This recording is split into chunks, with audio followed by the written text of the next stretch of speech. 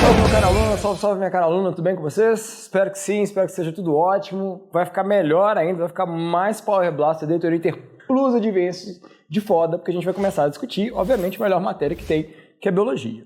Gente, o objetivo da nossa aula de hoje é começar a introduzir a discussão acerca desse tema aqui, ó, bioquímica celular. Galera, esse assunto ele é um assunto muito importante porque é o disparado, é o assunto que mais a biologia vai dialogar, obviamente, com a química, né? Já visto o nome do próprio conteúdo. Por que é legal a gente entender isso aqui? Isso aqui vai ter uma série de aplicações no nosso cotidiano. Vocês vão ver que a gente consegue extrair um monte de informação a partir de algumas características básicas das moléculas e a gente vai entender melhor, inclusive, como é que funciona a nossa fisiologia, ou seja, o jeito que o nosso organismo efetivamente funciona. Aí, antes da gente começar a discutir especificamente essas questões, eu quero comentar com vocês o que leva a gente ter esse ramo da química dentro da biologia. O negócio é o seguinte, turma, quando a gente vai olhar para as moléculas que formam os seres vivos, a gente se dá conta que, basicamente, essas moléculas obedecem sempre essas substâncias que estão aqui. O nitrogênio, o carbono, o hidrogênio, o oxigênio, o fósforo e o enxofre. Basicamente, todas as moléculas que formam os seres vivos são compostas por um arranjo desses átomos aqui. E aí, por conta disso, a gente diz que essas substâncias aqui formam o que a gente chama de substâncias orgânicas. Vocês com certeza vão ver lá no curso de Química que gira muito em torno principalmente desse átomo aqui, ó, do átomo de carbono, tá? Que de fato, majoritariamente, essas moléculas que estão aqui embaixo, elas são formadas todas ao redor do átomo de carbono. Quais são essas substâncias que formam os seres vivos? Eu elenquei aqui algumas delas. Os carboidratos, que normalmente vão ter função energética, mas podem apresentar função estrutural também. Quando eu falo de função energética, é como se fosse combustível. Estrutural, que vai ajudar a formar algumas estruturas nos seres vivos. Os lipídios, que também primariamente vão ter função energética. As proteínas, que vão ter as funções mais diversas possíveis. Os ácidos nucleicos, que principalmente vão ser responsáveis por armazenar informações. E as vitaminas, que vão ser substâncias que vão atuar em viabilizar processos orgânicos, processos que ocorrem dentro do nosso organismo. Todas essas substâncias aqui são compostas, então, por uma organização desses átomos que estão aqui em cima. Vão variar em quantidade cada um deles e não é obrigatório, turma, que todas essas substâncias estejam presentes nesses compostos. Basicamente, quem costuma estar sempre presente é justamente o átomo de carbono. Então, os seres vivos são formados principalmente por essas moléculas. Nós, animais, por exemplo, nós nos destacamos principalmente devido a uma grande quantidade de proteínas em nosso organismo. Só que isso, turma, quando eu estou levando em consideração as substâncias que são orgânicas. Tenho certeza que você já deve ter ouvido falar ao longo da sua vida que, apesar da gente ter essas estruturas aqui, existe uma outra substância que está muito abundante em nosso organismo. Que substância que é essa? A água, né? O bom e velho H2O. Só que veja bem, turma, enquanto do lado de cá eu estou discutindo as substâncias orgânicas que formam os seres vivos, do lado de cá eu estou comentando com vocês as substâncias inorgânicas. Eu não consigo formar um ser vivo sem as substâncias orgânicas, também não consigo formar um ser vivo sem as substâncias inorgânicas. No entanto, normalmente, essas substâncias inorgânicas, apesar de elas estarem presentes nos seres vivos, elas vão atuar de forma a contribuir para o bom funcionamento dos seres vivos. É o caso dos sais minerais. Os mais diferentes tipos de sais minerais que a gente tem, ferro, cálcio, iodo, cobre, todos eles são sais minerais que a gente precisa no nosso interior para poder funcionar corretamente. Nós vamos depois ter um momento, a gente vai discutir com calma quem são esses sais minerais. Mas isso é num outro momento. O que eu efetivamente quero falar hoje com vocês na aula é a respeito dessa substância aqui, ó, da tão querida, da tão desejada, da tão fundamental água.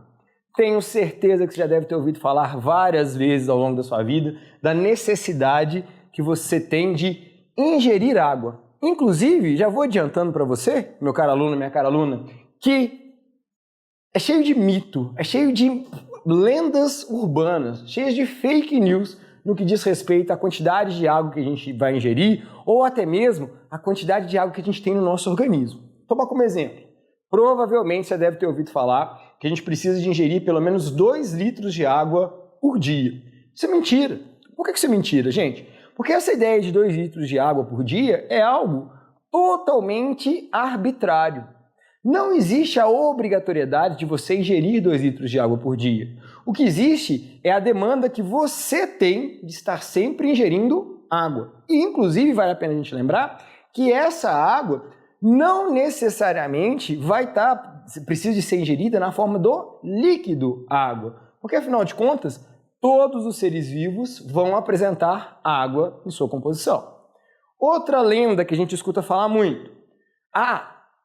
70% do nosso corpo é composto por água. Isso também é uma mentira. Por que isso é uma mentira? Porque vários fatores diferentes, turma, vão influenciar no percentual de água do seu corpo. Fatores como idade, quanto mais novo você é, mais água você tem. E eu vou explicar para vocês por que a gente consegue observar isso. Além da idade, composição corporal. Se você tem mais massa muscular ou se você tem mais percentual de gordura, você também vai perceber que essa porcentagem de água no seu corpo vai mudar. Tecidos mais metabolicamente ativos tendem a apresentar mais água do que tecidos mais metabolicamente inativos, ou seja, tecidos que são mais quietinhos, que são mais parados. Ou seja, uma pessoa que tem mais massa muscular tem mais água no seu corpo do que uma pessoa que tem mais gordura na sua composição. Tá certo? Então percebam, gente, que são vários mitos que cercam essa ideia da composição, da presença da água. Um último fator que influencia o percentual de água no próprio organismo é a espécie que o organismo apresenta. Existem espécies que vão apresentar um percentual de água maior no corpo, vou dar um exemplo bem escrachado, a água viva, e vão ter espécies que vão ter um percentual de água muito menor em seu organismo. Mas tenham certeza do seguinte, turma, no que diz respeito à vida como nós, seres humanos, conhecemos, não existe nenhuma forma de vida que consiga existir sem a presença de água. E aqui estão apenas algumas das funções que a substância água desempenha, que justamente esclarecem a necessidade que a gente tem de o quê? De notar que é através da água que eu vou viabilizar a vida. Um exemplo, uma característica muito marcante da água. A água é tida como um solvente universal. Solvente, turma, é aquela substância que tem a propriedade de dissolver um soluto. Quando eu uso a palavra universal, estou fazendo referência a quê? Ao quê? Universal no sentido de universo, de todo. A água, ela é um solvente universal? Sim, ela é um solvente universal, mas por um tipo específico de substância, que você provavelmente já sabe qual que é. Que substância que é essa? São aquelas substâncias que a gente chama de substâncias polares. O que é uma substância polar? É uma substância que apresenta carga. A água, então, é um solvente universal de todas as substâncias polares. Existem algumas substâncias que a água não dá conta de dissolver. Por exemplo, o óleo. Água e óleo não se misturam. Por que não se misturam? Porque o óleo é uma substância apolar. Não é uma substância polar. Mas ela vai conseguir dissolver várias outras substâncias diferentes. Um outro motivo para a água ser tão importante, ela é meio para diversas reações. Que reações são essas que eu estou fazendo referência? As reações de metabolismo. Metabolismo, turma, é toda e qualquer reação química que o seu corpo realiza para te manter vivo. A maior parte das reações químicas que ocorrem no seu corpo só são possíveis de ocorrer se junto estiver a água. Sem água, não existe metabolismo. Lembra que eu falei? O percentual de água está ligado, por exemplo, à idade?